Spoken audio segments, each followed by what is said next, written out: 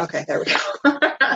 All right. Good morning. Good morning. Welcome, everybody, to the Saturday Morning Mastermind. I'm your host, Samantha Studebaker-Carl, and today we're talking about Chapter 3 of the book, The Slight Edge by Jeff Olson. And but before we get going, I want to give everybody an opportunity to introduce themselves. Those are the rest of my friends here on the panel. And then for those of you who are watching this as a recording, you can always join us on our Facebook group by looking for the link below this video or watch the previous sessions. You can do that as well. All the links will be below the video where you can get in connection with us and follow any of these videos or participate with us next time. So anyway, guys, go ahead and jump out and then we'll get into this chapter.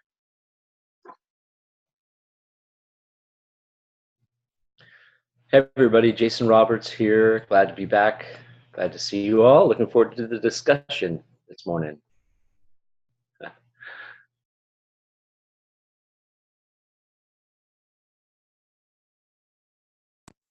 Okay, good morning, Sandy Root here in Miami Beach, and happy to be here. Looking forward to the discussion. Dan Sisek here in Las Vegas, and glad to see both you, Sandy, and Jason, that you guys are safe and in one piece, and that everything is okay where you're at. So, and looking forward to the discussion. Awesome. Yeah, guys, I just want to send out just a huge amount of gratitude for everybody who came out of that hurricane without any damage when you were expecting it. So that's just wonderful. And then, of course, my heart goes out to those of you who have experienced some loss in this as well. And I think that we all are sending our love in your direction, and any help that can be sent that way, we appreciate it. So, okay, so Chapter 3 of The Slight Edge by Jeff Olson. Who wants to go ahead and read like the essential points from Chapter 3 there and just kind of sum that up? Is it like the bold sections? Yeah. Like the end of the chapter? Yeah. Yeah, okay. Position your daily actions so time is working for and instead of against you, because time will either promote you or expose you. You plant, then you cultivate, and then finally you harvest. Plant, cultivate, harvest. In today's world, everyone wants to go directly from plant to harvest. We have come dangerously close to losing touch with reality and believing we have access to instant life. The right choices you make today, compounded over time, will take you higher and higher up the success curve of this real-time movie called your life. That most valuable gift of all is a gift that you always have. You always have a choice. Successful people form habits that feed their success instead of habits that feed their failure. By putting time on your side, you've marshaled the forces of the slight edge. Your success becomes inevitable. You just need to stay in the process long enough to give it a chance to win. It starts with a choice. The important point is to start on the path and to remember that no matter what has gone on before, you can begin fresh and new, and at any time you can choose to start with a clean slate. The slight edge is all about living in the moment.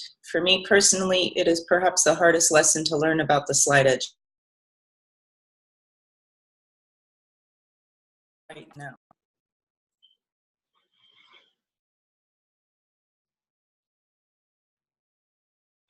Thank you. Do you hear me? I'm getting a notification that my speaker's not working.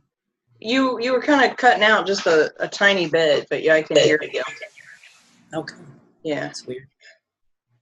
Seemed to me. What page exactly was that on? At the end of Chapter 3?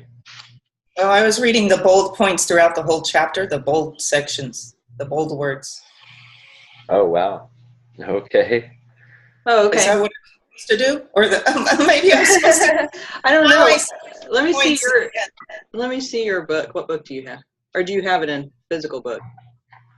Okay. That's the same as Dan's got. Okay. So I have one that's slightly different. Oh, okay. Parts, but yeah, on the end there's a section called key points. I didn't see that. Okay. I can read that if you want. Sure. The most powerful force for change is time. Position your daily actions so time is working for instead of against you, because time will either promote you or expose you. What keeps you on the path is your slight edge philosophy, which includes your understanding of the secret of time, knowing that if I stay on this path long enough, I will get the results I want. In today's world, everyone wants to go directly from plant to harvest. The step we keep overlooking is the step of cultivating, and that, unlike planting and harvesting, takes place only through the patient dimension of time.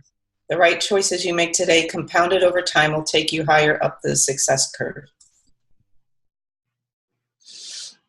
Awesome. I like that we have different versions of the book. I don't know if mine is maybe an updated one or what.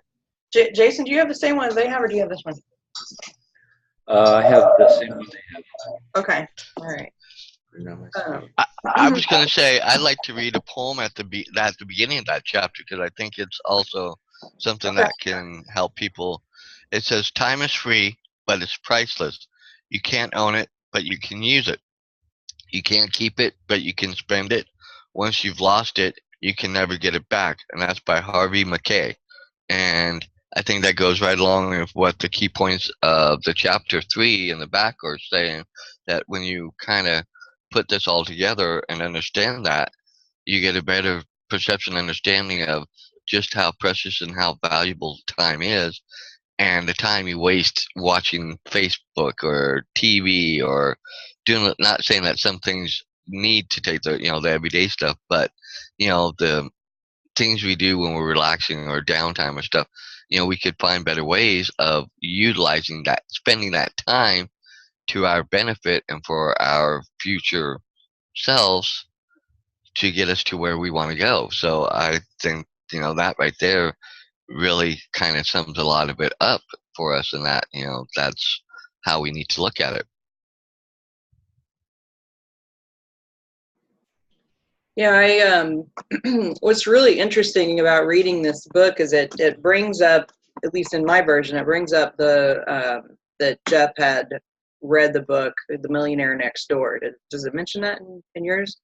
And why I say that's interesting is I actually just finished listening to that one, like, I don't know, a couple of weeks before we started this book. And I was like, okay. So then after listening, have you guys listened to The Millionaire Next Door or read it? It's a really fascinating book. It's a study of the actual millionaires that are, in the U.S. now. Well, I mean, this was back in like the 1990s, but they did this big study on who are they? What, are they what we think they are? Are they something completely different? And it turns out that the millionaires are not the ones that are all flashy. They're not the ones that have big, expensive homes and expensive cars and all that. They're the ones that live frugally. And they're the ones that have those daily disciplines to not overspend and to budget every year and to make sure they stick to their budgets, and they're constantly setting aside these small amounts over long periods of time that accumulate with the compounding effect, like he was talking about here in this chapter. And and they're the ones that are the real millionaires out there. They're the ones that surprisingly enough, you look at somebody and you think that they're well off, and it turns out that really they're just in debt up to their eyeballs, or they're living paycheck to paycheck like everybody else. But then these millionaires, they're driving an old Honda that's 20 years old, and they're just setting their pennies aside every time they get paid, and they've got millions of dollars in the bank because they just took advantage of time and did, like it was talking about, that cultivating of that savings and doing the daily disciplines that push them in the direction of accumulating wealth versus spending wealth or spending your money so much. And so it's really interesting. And before that, like, I don't know, a couple of months ago, I went back through, what is that other book?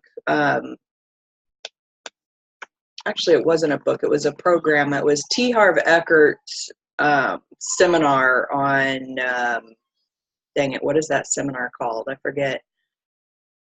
Do you remember what it was called? I know you don't. Anyway, he was talking about Millionaire Mastermind. yes, the Millionaire Mind I've been to one of Intensive. That's what those. it was. Okay. I've been to one of those. Uh-huh. And Awesome. yeah, and one of the biggest things that he talks about is those little things that you can do that actually help you to accumulate wealth versus, you know, continuing to spend it until you have nothing, or living paycheck to paycheck, which I think a lot of people do. But anyway, that was just kind of my thoughts on this, because that whole compounding effect that he was talking about, those little daily disciplines that can make all the difference. And so anyway, it touched on the wealth side of it, not just the other side of it. But Yeah, that's so true. When I was studying finance, I learned all about the compounding effects and investing, and you know, once you learn the underlying formulas to these things, it's if you have the time to put in, you take action with the discipline that you're speaking of, over time you can really accumulate a lot of wealth. But it does take that discipline and that focus, and you know, it's with so many distractions these days, you know, it's hard for people to focus, and you know, even if they know what to do. So, but yeah, it's very powerful. Time is very powerful, and you know, it's kind of something that I really feel should be taught earlier in school. Just how it can be your friend, not just, you know, where you're not, you know, worried about, you know, the time you're wasting, because your disciplines and your habits are utilizing them. So it makes you be able to enjoy life much more, I think, you know. I was just reading the first chapter. I'm a little bit behind in this book, but one of the very first examples that are mentioned is how this that Shushan lady had, you know, been spending a lot of time reading romance novels when she could have been spending more time with more specific personal development books that might have propelled her to you know, better station in life, and all that, you know, giving building up that knowledge and allowing more freedom to not just save, but also to live your life because of the knowledge that you build up by reading these great books. So I'm really grateful to be part of this group, and you know, I grow every time I'm here. So thank you so much for hosting this, Samantha, Dan, and Sandy too. And big shout out to everyone who couldn't make it on this morning. Miss you guys. It seems like we've been off on different schedules, so hope to see you back next week. I was going to jump out and sorry. I just want to read this quickly, and Sandy probably knows because she has the same book I do, the water hyacinth story. It kind of really exemplifies what we're talking about. It says, and it's, you know, just half of a page, so I'm going to read it really quick. It says, the water hyacinth is a beautiful, delicate-looking plant, prized as an ornament. It sports 6 petals, flowers ranging from lovely purplish blue to lavender to pink. You can find it floating on the surface of ponds in warm climates around the world. The water hyacinth is also one of the most productive plants on Earth. Its reproductive rate astonishes botanists and ecologists. Although a single plant can produce as many as 5,000 seeds,